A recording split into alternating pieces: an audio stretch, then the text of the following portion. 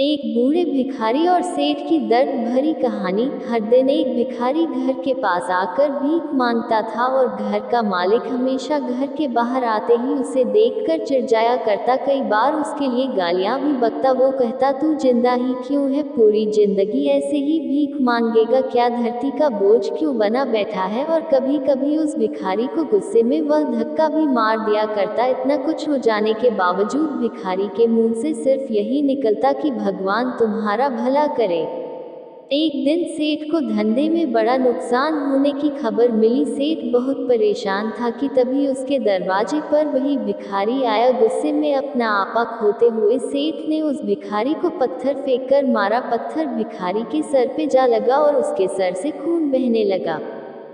फिर भी दर्द से कराहते हुए भिखारी ने इतना ही कहा, भगवान तुम्हारा भला करे। भिखारी वहां से चला गया। सेठ सोच में पड़ गए। भिखारी को पत्थर मारा, फिर भी उसने सिर्फ प्रार्थना की। सेठ का गुस्सा शांत हुआ। भिखारी का रहस्य जानने के लिए सेठ ने भिखारी का पीछा करना शुरू कर दिया। भिखारी जहां जहां जाता सेठ उसके पीछे जाता। सेठ ने देखा कि कोई उसको खाना देता, कोई उसको मारता, कोई अपमानित करता तो कोई गाली देता। लोग भिखारी के साथ चाहे जैसा व्यवहार करते, लेकिन भिखारी सबके लिए एक ही प्रार्थना करता, भगवान तुम्हारा भला करे। अब रात होने को आई थी। भिखारी अपने घर जाने के लिए लौटा। वो अपने घर पहुंच गया, लेकिन सेठ अब भी उसका पीछा कर ही रहा था। एक पुरानी टूटी हुई खटिया पर एक बूढ़ी औरत लेटी हुई थी, काफी कमजोर और बीमार लग रही थी। वह भिखारी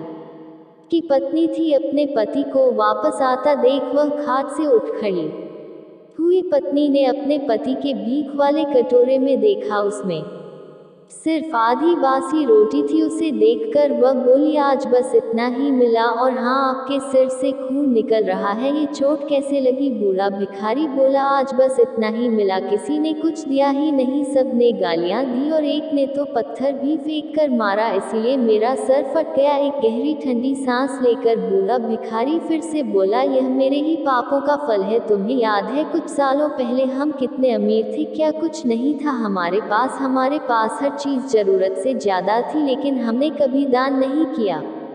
और उससे भी बुरा हमने उस अंधे भिखारी के साथ किया जो हमारे दरवाजे पर भीख मांगने आया करता था। बूढ़ी पत्नी की आंखों में आंसू आ गए। वह बोली, हाँ, हम उस बेचारे अंधे के साथ बहुत बुरा करते थे, उसका अपमान करते थे, उसे खाने के लिए रोटी की जगह कागज दिया करते, उसका मजाक उड़ाया करते और कभी कभी मारा भी करते थे। मैंने कभी उसको रास्ता नहीं दिखाए। एक बार मैंने उसके मुंह पर मिट्टी भी फेंकी थी और वह हमेशा दुखी होकर यही कहता कि भगवान तुम्हें तुम्हारे किए की सजा देगा, भगवान तुम्हारे पापों की सजा जरूर देगा। उसका श्राप सच हुआ और हम इस दुख भरी जिंदगी में आ गए। भिखारी बोला, हाँ, उसका श्राप सच हुआ, इसलिए मैं किसी को बददुआ नहीं देता, चाहे कोई मेरे साथ कैसा भी बर्ताव करे, मैं हमेशा उसके लिए प्रार्थना करता हूँ। मैं नहीं